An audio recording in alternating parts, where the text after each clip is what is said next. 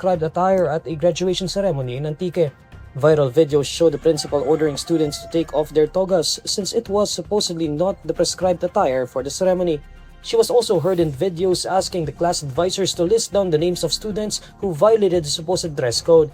In a briefing on Friday, April 25, Palace Press Officer Claire Castro confirms the principal was removed from her post but still has her license. Dahil na rin po sa naging direktiba po ng Pangulo, maagaran pong kumilos ang ating Secretary, DepEd Secretary Sani Angara, at ang sinasabi pong guro ay tinanggal na po bilang principal sa nasabing eskwelahan.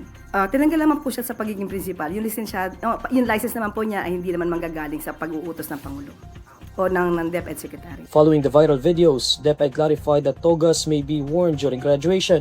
The department said it had no policy banning the use of togas during the ceremony. It said such guidelines were adopted to encourage simplicity, promote inclusivity, and ease the financial burden on families.